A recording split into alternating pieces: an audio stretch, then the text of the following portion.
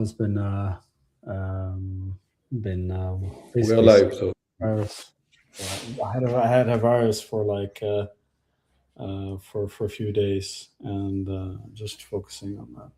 a Japanese virus after coming back from Japan. No, it was from the kids actually. The kids were sick. I got back and I picked up the virus from them when I came back. So just was exhausted after that.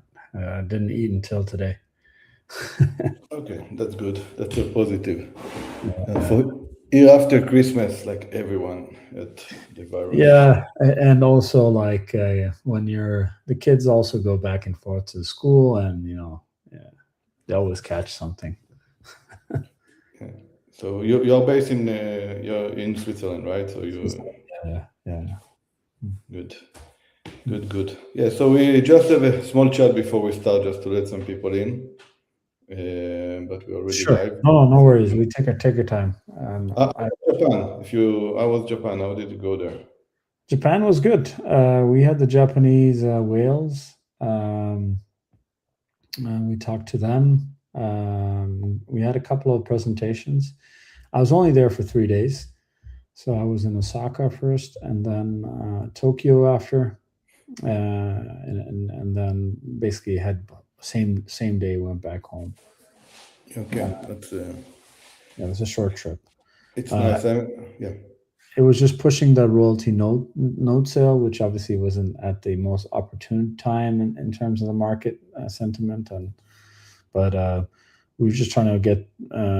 I was more. We have been in Japan a few times, and I think there's interest in Cardano in ecosystem, but not enough projects are going there to connect with them, right?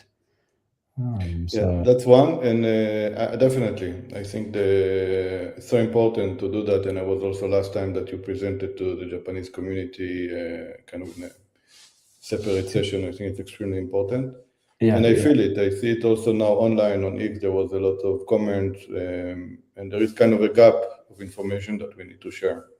yeah, yeah. And there was basically they're ready to part with ADA. It's not that they're not ready. They just need a way to part with ADA without getting this heavy tax Yeah, um, of realized gains.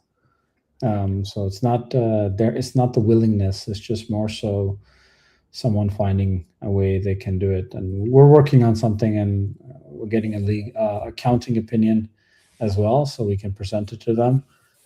That way, they're assured that there's no tax liability for them on that event. perfect. And this is part of the regulatory things that we need to pass in order to make more and more adoption, right? I mean, it's Yeah, part of the path that. yeah, But good, let's start. It's a pleasure having you here, sir. Really appreciate your time and coming here. Um, I felt that it's the kind of the market doing their things, and I felt it's great time to start showing people that are actually building on Cardano, and not only building and bringing enterprise adoption to Cardano, but also how it can align with the KPIs of Cardano 2030 KPIs done by the product committee, which I think is a great initial North Star for all of us. So just to start a lot of my work in the last 5-6 years is around enterprise adoption and how we onboard companies to Cardano and blockchain. And this is what excited me when I came 5-6 years ago to Cardano. So it's great to start speaking more about that. yeah, And I feel we're in the cycles where we are today is like, we started 7-8 years ago with the protocol, infrastructure, technology tool in use cases. But with the compliance and regulation and maturity of the technology, we start seeing a lot of great teams working on enterprise adoption. And you are definitely one of the leaders in this ecosystem, not only with the enterprises you are working with and adoption, but also for me, your work and always passion to bring the ecosystem together, which I think is extremely important. And as well, the doors you open through your work to other ecosystem companies when you actually work with people like Kraken or Fireworks and other. So thank you for coming. Pleasure having you. Maybe just start. I stopped speaking. Now it's to you. So maybe just start with a quick intro about you and Iagon, and we jump in. Yeah, thank you, Yoram. I mean, so if anyone doesn't know a little bit about Igon, and if you haven't been part of the Cardano ecosystem for a while, Cardano, we've been actually on building on Cardano since 2021. We've been in the blockchain space since 2017. So we have been through those up and down cycles, and you're seeing a down cycle right now. So it's not our first rodeo per se, but more about the company. We have 4 founders, all PhDs in different industries, AI, machine learning, and also in economics, also in computer science, and so we have different various, let's say, experts that combine the idea of what Igon is today. Igon's kind of like an Airbnb for storage and compute. So it connects users, and that can be retail or enterprise, with people that provide their idle capacities. That also can be enterprises or people. So we're just connecting the two. We 90% of the subscription fees that will go back to the people that are providing these idle capacities. We call them node operators. Currently, we have about over 800 nodes across 50, I think 56 or 59 countries. Last time I checked. So it's very distributed, very decentralized. And what the difference is between us and centralized solutions like Google, I like to use the data lake analogy. So think of Google and AWS. When you send them a file, you send them to a server, or multiple backup servers. If one of those servers is breached, then your data is leaked. It is a very dumbed down way of how data breach has happened, but let's use the analogy of a lake representing the server, and then the fence around the lake as the encryption. And if someone breaks that encryption, he or she can swim in the lake and collect as much information as possible. Now think of the same analogy, but small mini lakes. The mini lakes represent the nodes or the idle resources that are provided by those retail enterprise customers that I talked about, or users. And they also have a fence around it, but the lakes are completely frozen. And that's where the blockchain technology comes in, Cardano layer. And the only person that can retrieve, or let's say, combine those lakes and liquefy the lake, is the person that uploaded the data. Now, if a hacker were to hack into one of those mini lakes, he or she would meet a frozen lake. There's no way to penetrate them or get access to that information. There's no, even if they were to unencrypt that data, that it's gibberish. It's not a number. It's not a piece of paper, or it's not a picture. It's nothing. So that's we call it sovereign private data storage. That's one of our kind of products. We also have enterprise compute, which is catered most to enterprise customers, and we're working on a few others. We're working on the same node network system with computing power as well in the future, but this is currently just our current status, basically. Okay. That's amazing. And I mean, yeah, it's amazing product and solution. When I spoke before on the enterprise adoption part, I said, okay, we kind of went for a phase of use cases. It's easier to start with small use cases. In your case, it's heavy lifting, right? It's something that touched directly the infrastructure, maybe of the enterprise, and it's quite amazing. And can you tell me how and how does enterprises find you, or how do you reach to enterprises? And I know you have some great success, so how you managed to do it? Yeah, we've been very fortunate to have good messaging, and we've been fortunate enough that a lot of the enterprises have reached out to us. The only enterprise that we've onboarded that we have reached out personally is Fireblocks. But other than that, Worth Group, which is Fortune 500 out of Europe, approached us a couple of years ago, and we also have a Fortune 50 company that is undisclosed that reached out to us also 2.5 years ago. So it's been very humbling to know that there's interest in these kind of solutions. But I think since we've been focusing on the compliance aspect, because you're able to distribute your files according to compliance, and because you're able to prove sovereignty of the files and security and privacy of the files, it's much easier to go right to the discussions on how we can actually work together.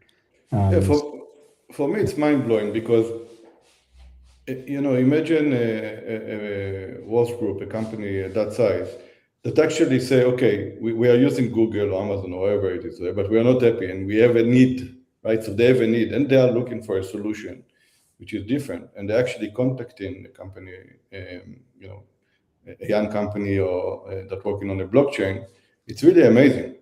And normally, I mean, the way I work a lot is through trust, right? You know someone in a big organization, there is this trust, you find a hero. But here they actually, it shows that what you're doing just has a huge need. And it's really amazing.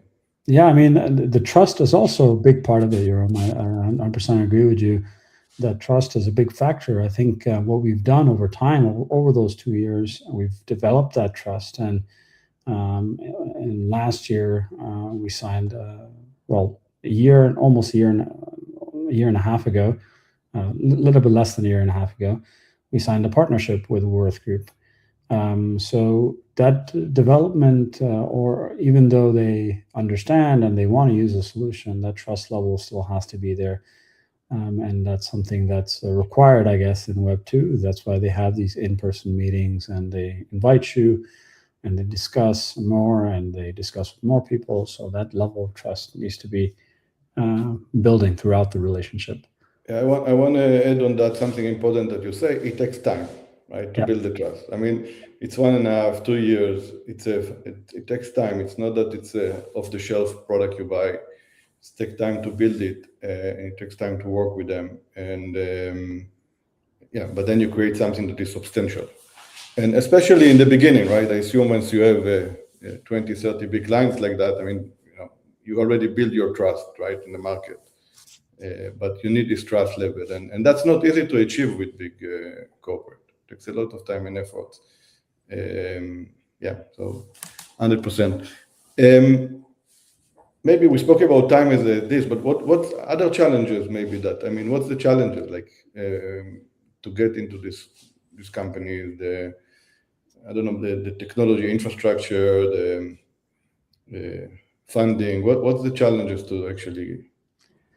The challenge is, like, for us, is a good challenge. Is there's so much to do, right? And we don't have the staff or the manpower or the funding to able to expand our team the size we want it to be. That's the challenge. And in this current market, of course, the funding round is kind of like, it's tough in this kind of environment with the market sentiment and whatnot. So we try to do, like, we want to get listed on Revolut, and we want to expand our IP, which is something that we can do now if we get the funding. But of course, if it's not possible, then maybe in the future we can contact them again and say, hey, can you wait off until then? Let's see. But the biggest challenge is trying to do too much at once, I would say. The thing is, with the success that we've had in terms of the enterprise adoption, it kind of breeds success as well, because once you talk to one company, another company is interested and wants to understand what we're doing. It leads to further negotiations. And we're not at that level in terms of, we are going to be soon, but we're not at that level where we can actually say no to everyone, right? But I think at this, we have to try to obviously learn to say no to some clients and find out which use case fits best and which one will drive which one's the most serious use case. And that's what we're trying to focus on right now. I think this is important, extremely important message to the entrepreneurs in the ecosystem, because we tend to, if a client asks something, we tend to kind of drop everything and do what the client asks, and it might not be the right path for us. And when I looked also on the TapTools analysis, they did an analysis about Iagon, quite a cool one. And so like they said that the services are storage, compute, web hosting, right? So it's kind of different services to different clients. And it's a question that came to my mind, how really you focus in order to scale and not just become a project type company, right? That kind of move between the different needs. And you touched that. I think this is a challenge, by the way, any entrepreneur have, is how to say actually no. Imagine a big company comes to you and say, no, sorry, I cannot do that for you. And it's very tough. Yeah, exactly. And I think that those mistakes are made over time by every entrepreneur trying to do too much. But I think once you realize that you have to focus, the core goals should always be the mission. And our core goals is to offer distributed storage and compute. And that's what we want to focus on and improve. Okay, that's good. Yeah, I mean, we are in a, you touched that, we are in a kind of challenging time in terms of the ecosystem and where prices are at this point. But what encouraged me again is to see people like you, and I think in this time, it's time where we need to reduce costs, keep on building, and get to the market and increase revenue. And I see people like you and in people at the Builder DAO yesterday, and so many other builders in the ecosystem actually doing it. And it's kept me very positive, about the ecosystem in that sense. So yeah, I think once markets will go back, I think Cardano will be extremely strong with all the things that we are building. And for that, from what I see, there is really strong teams working on great stuff for enterprise adoption. And I'm not, like DeFi and Bitcoin DeFi, it's kind of the obvious tracks, right, that is happening. And what we're working on is also enterprise adoption. And I see teams working on that for this year. How is your year going to be? How do you feel 2026 going to be in terms of your enterprise adoption? And especially if you can a little bit connect that to the KPIs, to the 2030 KPIs of work by the product committee. Yeah. So I think I was actually listening into the product committee in the very first few sessions when they first got formed, but I kind of didn't tune into the following because I had a busy schedule. But I had a brief read at that. Didn't have a detailed read at the 2030, but for 2026 is what we're going to be looking for is like onboarding adoption. Basically, revenue is what we're targeting in 2026. We have Fireblocks integration with Cardano and ADA and Cardano native assets. So basically, we'll be able to provide institutions that connection. We need to show ARR for we need to show some revenue for Fireblocks. We need to show that, people are willing to use, enterprises are willing to use this integration. And this integration is going to be happening by the end of February. And any institution that you will be using custodied ADA assets or CNTs will utilize Iagon Insights in the background, which is in the enterprise compute. So that will be hopefully a revenue stream for us. Worth Group is the other one. We just got off the call with them yesterday. They agreed to a 2 to 5% staggered royalty percentage, meaning that the cheaper the prices for the parts, the higher the royalties. The more expensive the parts, the lower the royalties. So that's how the royalty will be structured. So that's our 2026 goal. We are actually driving production and our roadmap. We have finalized it internally. We hope to showcase to the public. But our focus in 2026 is to improve the revenue generating products. That includes our storage subscription, which we believe that can be heavily improved to onboard multiple retail users. And this is kind of one of our main goals in 2026. As for the roadmap, I'm not too familiar with it, but for the product committee that has set up, but maybe you want to highlight exactly maybe the key metrics and I can compare. Yeah, let me share screen here just for a second, but then I'll come back. I mean, that's kind of the three key parameters they're looking at, right? I mean, there's more detailed aspects to that, but they're looking on active users, total value locked, and monthly transaction, right? And then revenue, as you mentioned, is the key part of that. That's kind of the part of the work. And then there is, I mean, what you described, which is extremely important towards that, is first of all the infrastructure, and that's again, I so much appreciation for your work there, like infrastructure, like relationship with Fireblocks and onboarding them, which open a lot of opportunities for the ecosystem in so many ways. Or the work again being listed on Kraken, and I put some tokens also there on Kraken for that, just to have some tractions there. And so, I mean, also this is extremely important, obviously. But parallel to that, the onboarding of enterprises, how they actually impact users and on-chain transactions, which is very important for Cardano. Yeah. I think, well, the question is how many transaction fees are going to be generated from the batching of the parts. Although the solution that we're working with Worth Group is estimated to have 50 to 100 million revenue, the question is how much of that is going to be transactional fees. So let's say if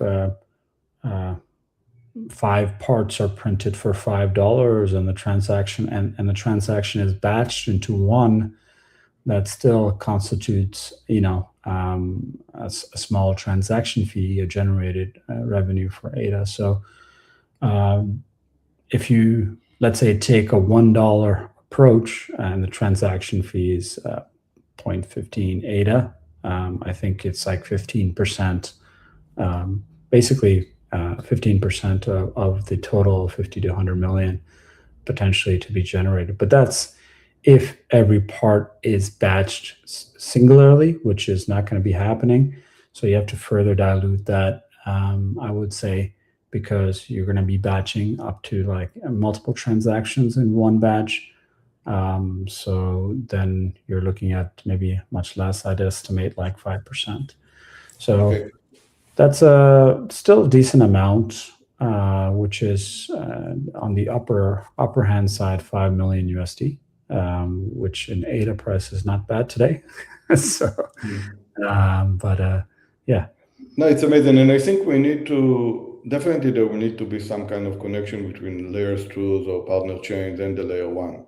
And because in some cases, when the transaction is part of the revenue model, it makes sense that it's on the layer 1. In some cases, when you need to have many transactions that are not directly related, each one of them, to revenue, it makes sense to have it as a layer 2. And in this case, we need to find a relationship there between the layer 2 and layer 1 and the full impact. But yeah, definitely. I think that if we're able to bring the projects together and start kind of seeing how we, through the years, because this is in 2030, right? You spoke just on 2026. Yes. And so I believe a project like yourself probably can already have 10-15% of the 20, if not more, of the 2030 objectives for the ecosystem just by this project, even if you have layer 2 element. So I think it's good that if we are starting to track all of that and try to kind of do some kind of an estimation, and probably if we try to make 5 times or 6 times more than that as an ecosystem, we're sure that we are going to meet the KPI, right? Yeah. Even if some project will do a little bit Well, slower. to add to that, Yoram, I think it's a good idea that we're started doing it already, but I think all the teams on Cardano should be actually tracking all the transactions that they have accomplished for their users. So not just trades, but like, on their platform, anything related to their platform that results in a transactional fee for Cardano. I think all those metrics should be tracked well ahead. And this is something that I guess we're not doing in a very, let's say, detailed manner. So we are actually building a network explorer for ourselves, for Iagon, to showcase exactly all those stats for all the transactions and how much transaction fees that have been created by Iagon, how many transactions have been created by Iagon on Cardano. That will give a better perspective. It's very important, and then even you can forecast. We say, okay, this is what happened this year. Next year we forecast 3 times X. At least we can forecast as an ecosystem and not just work like that and try to do our best to match it. And I believe from the project I see active on Cardano now, and we'll start seeing use cases in 2026 for that, I believe that the KPIs are more than achievable. I think we're going to be very positively surprised. I think so. I think it's a very low estimate, at least to my eyes, initial views. Some of the projects I see and involve, I think they can meet the KPI by themselves, right? But we need one thing that I'm leading for that is a lot of things that come as kind of things that we need to do better as an ecosystem is ecosystem coordination actually. And we see that started, with the event partner collaboration between the funding entities, and this year also with the institution, the DeFi kind of institutional treasury that came together, 5 major entities to kind of collaborate on that. And I just want, first of all, again, to thank you and speak a little bit about your thought about the ecosystem collaboration. I know you were always kind of trying to connect, even behind the scenes, people, I'm not sure everyone knows, but even behind the scenes, to around your success, to how you can connect the different parts in the ecosystem, so we work more together. Maybe you can speak a little bit about that for the success. Yeah, you can only push certain people to do so much. Sometimes it's hard to get people, on board to something that they don't want to do, or maybe they're not, they're a little bit skeptical to do, and I think that. That's the kind of attitude we shouldn't have as the ecosystem. We are still a very small ecosystem. And I think that one thing is that, one of the main problems is always say what you do and, do what you say, because it's a simple thing, but a lot of people don't do this. They say something, but they don't mean it, right? And I've seen this not just with projects, but also with entities. So it's not like it's an ecosystem problem. I think in general, I think we can be better at holding each other accountable for that, and that's the problem. That's why we have so many stories coming out in public, is because no one can reach understanding offline. It's kind of sad to see, right? So I think in 2025 there was a lot of noise around that, but it's actually finished in a very positive note, right? In many aspects. It did. And that brought a lot of people in comfort in the ecosystem. And I think Intersec is also playing a big role that, and I see in the different committees and trying to bring and kind of align the ecosystem, and I think they're doing a great job there. Intersec's doing a great job. Jack's doing a great job. He gets a lot of messages, and from me for sure. I know he gets messages from other people, but Jack's doing a great job at Intersect, and I think they're doing a very good organized job in terms of how they should communicate and whatnot, and setting up meetings and getting to the end of it, try to move things on quicker. So yeah, definitely props out to Intersect. Yeah, 100%. And I see it firsthand. I joined this year to be part of the growth and marketing committee. And you see collaboration with different people, different entities in the ecosystem, all working together toward kind of a framework there for business enterprise adoption and growth and marketing. So it's quite encouraging to see. Last thing from you. I mean, I saw some on X, some news about big companies you are talking with and kind of things that you shared. And what will be another exciting company, if you can share, or that you are working on? We know that it takes time, as we said before, to onboard them, but just give us some dreams. Well, for the Worth Group, I can tell you, Worth Group has onboarded, as I mentioned. I'm not sure if everyone's heard it, but Worth has already onboarded HP, Subaru, Air Canada, Porsche to their product that they're building with us. So all these are onboarded, and then we have they're in discussions with different companies like Apple to onboard them as well. So anyone that makes 3D parts can actually use the solution, which is great. And Worth Group actually has a huge sales team, if you guys don't know. So we don't have to do any selling on our site. We just have to build a solution that's amazing, off hands there. And Worth Group deals with all the customer service and headache of the customers. And Navjit, on that, the companies that are using your solution, do they know they use blockchain? No, they don't actually. They asked that after. So I mean, we try to. So when Worth Group actually approached us, the person that approached us was familiar with blockchain. His name is Richard. He sadly passed away because of cancer, but he was into different blockchains. He actually invested in crypto, so he was a little bit familiar with blockchain a little bit. But in general, when you have the discussions with enterprises, at least in the Web2 sector, blockchain rarely comes up, only until the later meetings when you have discussions with their technical team. That's when you have the discussions about blockchain and which blockchain you're using, and all the details and the tech behind that.